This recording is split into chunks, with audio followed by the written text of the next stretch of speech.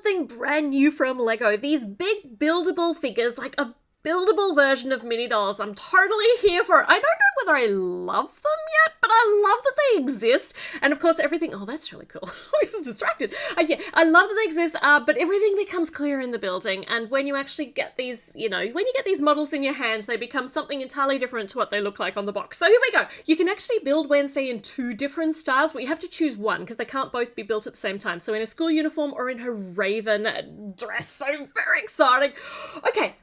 Information. 702 pieces in here. It's $80 in Australia, $50 in the US. We have got 7 bags. Paper bags are making their way into everything now. Obviously, the factory that Australia gets their stuff pumped out from is starting to be able to use paper bags. I was looking for the stickers. I knew there had to be some here, but I couldn't find them. But then I found them. It's fine. Everything's fine. So we're having a look first up at the mini dolls, which do not come in this set. These are from the dormitory, Enid and Wednesday's dormitory set. But because I'm going to put them side by side with the actual buildable figures and just have a look at them like perspective wise, because I'm so curious about everything about these new figures, and I'm so careful. I'm not actually calling them buildable dolls, even though they do look very doll-like and they got big bobbly heads, but people go nuts. Like, people get so stupid when you call things dolls and think that they're just for girls.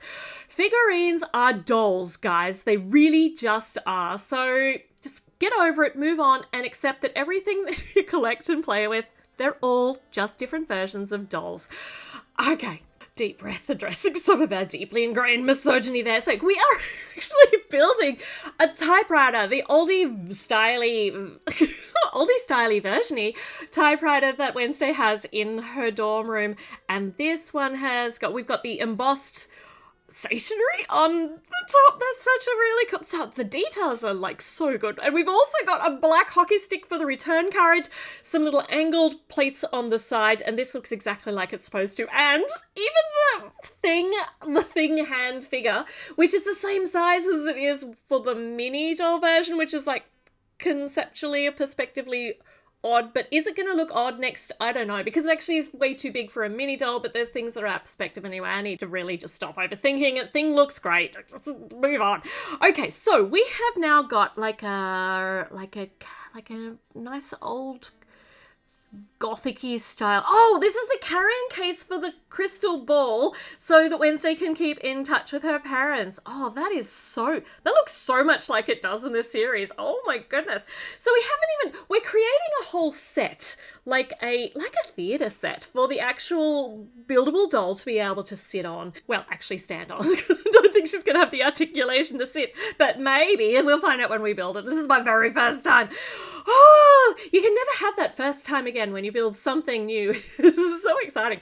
Okay, all right. So we're building a framework here for the actual box for this to be standing on. And we've got some ornate little scrolly worky things angled out the side, which is cool. These bits on the inside, I think they're just internal structure. There is a hole, like a plus-shaped hole in the middle of those brightly coloured bricks. Yeah, and I feel as though that is going to be very important as we go along, because otherwise it wouldn't have been incorporated in the middle. Okay, and we've got everything's so black and grey and sandy blue in this that I love the fact that we've got this like big bright blah of colour on the inside. It's so cool. Okay. We're getting some really nice ornamentation and shaping going on around the sides of the box. This is so well thought out and so detailed. It's so... there I am using so too much. It's so intricate. Like, how elegant is all this ornamentation? It's also... We're up to the next bag. So this is actually a very lightweight little box framework that we have so far, but there's so much going on it already. We've got our flooring going on the top of the box and a whole heap of forward and outwardly facing studs to be able to line it nice with nice smooth, but also not quite smooth, because we've got some of those little black ingot tiles going around too to break up the smooth line, because this is not supposed to be modern. This is supposed to look really detailed and... yeah, gothic. Okay, all right, on the back, there's so much going on down here. I don't know what we're doing with it yet. It's really cool. I mean, everything that we've put on so far is just a setting for us to be able to pop a scene on. It's just dressing. Oh my gosh, there's so much here. Oh, okay, right. We have got a little graveyardy kind of skull up on there, and these bits here are supposed to be built separately, and they go in on the front. They look like they're going to be little display areas because they've got jumper studs and cream-coloured candles. That was really hard to say, and I got it out. Ha, yay me. Because they're supposed to look antique. Got black chrome leaves and the little black lotus flowers, the new mold, which I'm still just entirely enamored with. So over here on the corner, got some flowers like, okay, we're making an entire spray of flowers to curve around the side of the box. We've also got transparent black leaves, which they look like smoky quartz. And then when you layer them with the chrome piece, then it just adds so much extra dimension. It doesn't look flat, and it looks like ghostly and eerie, and it's so good. Oh, and they're even on like little blue. Oh, I'm loving the colour scheme for this. And this little flush of flowers along the side isn't totally unnecessary, but it just adds so much to the actual look of the build. All right, okay, so we've still got so much left to go.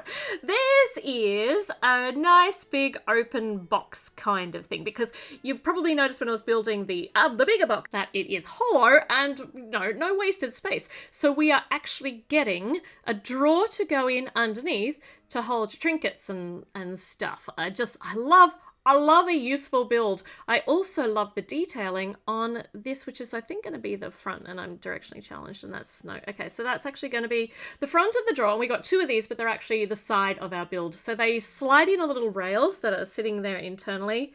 Oh, wow. So they actually do make a little clicking noise as they go in. I've turned off my sound when I'm actually building, so we don't hear that.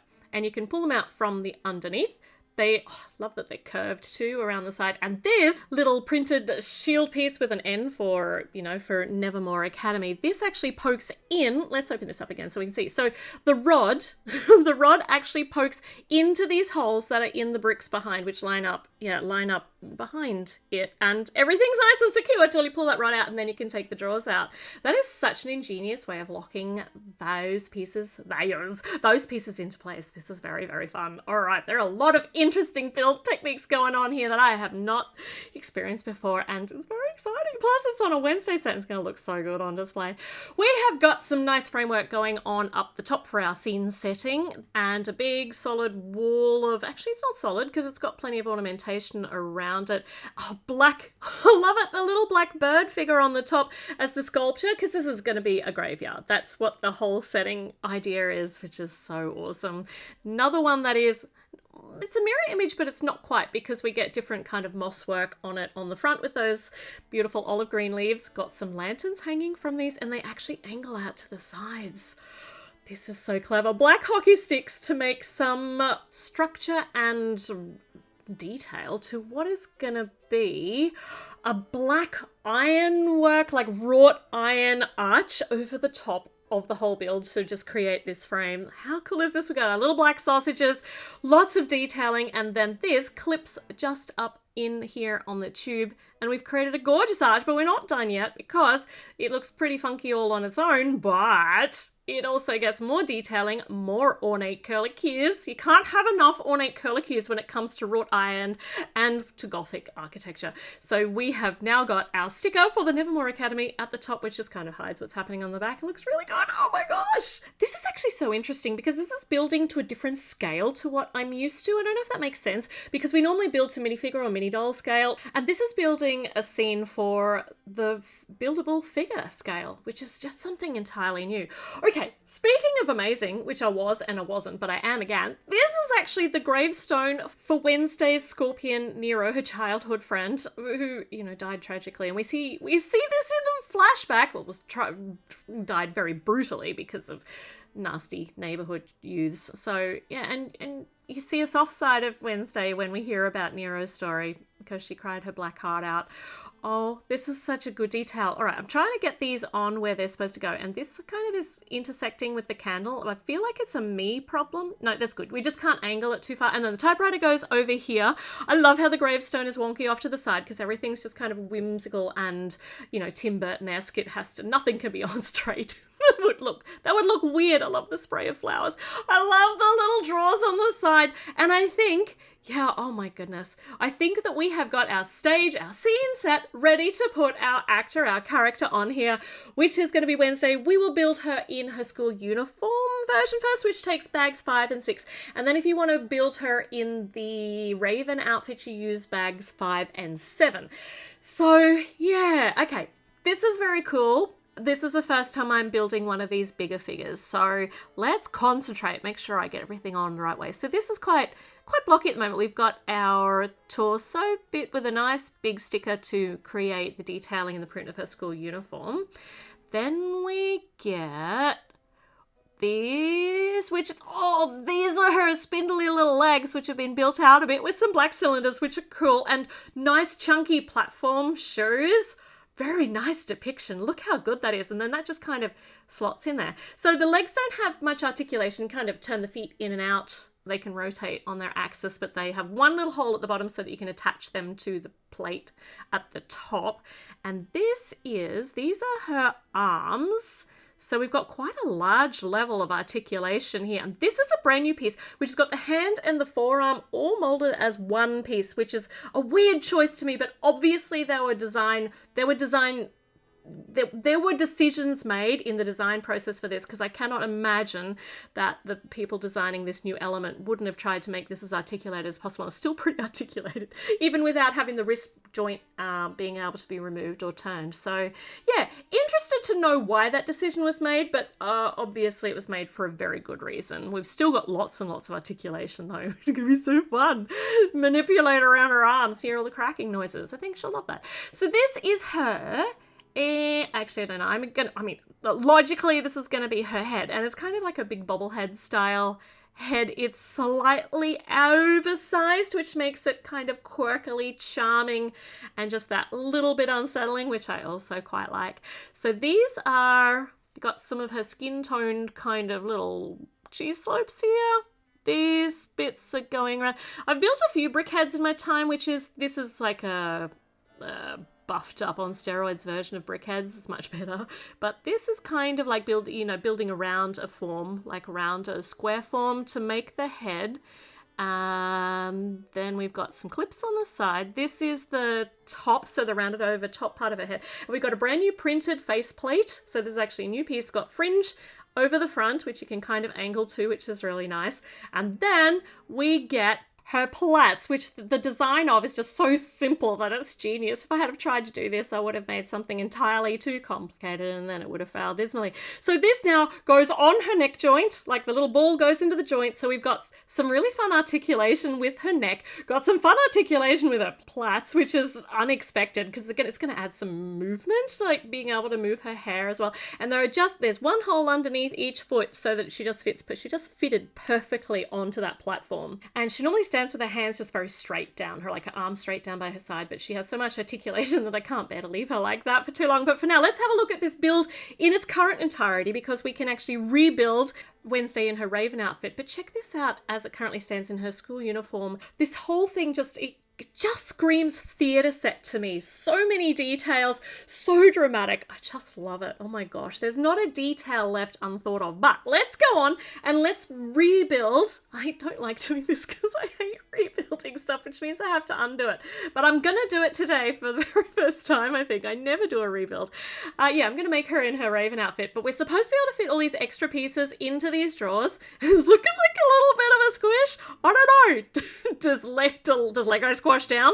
I know that it will not, unless it's actually squashing to its own bricks, and I'm not fitting everything in here. I don't know. Maybe you need to Tetris things a bit better than I can, but I cannot get these drawers to close. I managed to get them to go in together when I took the faceplate out, because that's quite a big thing, and she actually gets an exclusive faceplate. Oh my gosh, exclusive faceplate for her Rav'n look. Now, we have got a QR code, which is just nice and neatly popped here on the back. I love the detail of having the little N in the middle for Nevermore Academy. And when you click it, it goes to the building instructions. I'm not sure why this is an included feature, but I suppose not everybody knows that the buildable instructions online exist. So good to have. Okay, it's time now to build the Rav'n outfit. I'm going to actually try and use pieces from my own collection to rebuild, because some of the exclusive pieces are also included in the set anyway, so I should be okay. I love these translucent leaf pieces. I think they're actually here. They're creating the frills on this, like the little frilled translucent sleeves for her dress. That is so clever. It looks absolutely perfect too, and I can't keep going with my pieces because I don't have this kind of round bit. I don't have another one of the round bits to stick her legs on. And her legs are exactly the same build, so you can just pull them out. Do you know what I would like to see? Oh, by the way, we've actually got entirely different, like another set of those hand and forearms in her flesh tone as well. So that's cool. I actually want, because you don't have to completely rebuild the school uniform version of Wednesday to make the Rav'n outfit version. So I want to see building instructions that unbuild the figure as much as you have to do to rebuild it as the new one, because you don't have to pull the entire thing apart. I wonder if that's, I mean, I'm sure that's possible, but my little brain wouldn't know how to do that, but it would be really cool to have. So I've already got the internal, I've left like most of the internal part of her head, her brain, I left alone. So we haven't performed a lobotomy on her today. Maybe, I don't know, we'll see whether we can put everything back the way it's supposed to. But a lot of the stuff that I'm putting back on is stuff that I took off, and it looked like that when I took it off. So yeah, I've undone work that I didn't need to undo. Okay, so we're putting together her hairstyle, which is the braid up and over the top with some little tendrils going down in her nice, big, beautiful swoopy fringe. I love the extra dimension of having that, oh my gosh, the bit on the back just going out to create the back of the head rather than it all being flat. And on the side, the little... so many noises. I get so excited. I get really excited about detailing because detail is so important. Okay, and on the side, we've got some little tubes going out, or to use these long horn pieces as her loose tendrils going down on her side, the side of her face. These are actually the perfect ratio to face size. So good. Okay, this clips on to her neck, and then I'm just trying to, because I got one of these little yellow rods out of my own collection, because no, it's the same size. It does actually stick out the bottom on the other one. All right, I thought I'd done something wrong there. Okay, she needs a dress, so we are getting little triangle-y kind of panels, 4 of them. So they alternate around here, around her waist, and they've got translucent leaves on them. And then we've got the same build, but without the leaves on them going around. And this creates the textured, layered floofiness of her skirt absolutely perfectly. Look at this. Oh, her arms are so articulated and so fun, but I can't get it high enough up to be able to do her iconic dance move, but you can get the idea. Her dress is kind of fighting with the typewriter to fit everything up here. It's quite cluttered on the platform, but we got there. And we've still got the uniform built up at the end, so that's not creepy at all, just hanging out here on the side, and we could pop that in the drawers. Okay, all right, and just to have a look at the ratio, here is the mini doll of Wednesday in her Rav'n dress, and there's actually little studs on the front so I can put her on there, which is so good, even though there's just reminder, no mini dolls are included in this set. Let's get our big doll up the back, and look at that with the mini doll and I'm refusing to call it a maxi doll because it just feels too much like a sanitary napkin product then. Nope, we're not going there.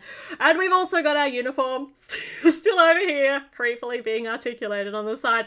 All right, I had so many thoughts of exhaustion. Now I need a cup of tea. But it was so good. Such a great build. Fits so nicely in your hand. Let me know your thoughts on this set. Is it one you're going to pick up for your collection? And make sure you do all the things. Notifications, bell, do the thumbs up, all the stuff so that YouTube lets you know when more videos come up, because there is so much more still to see.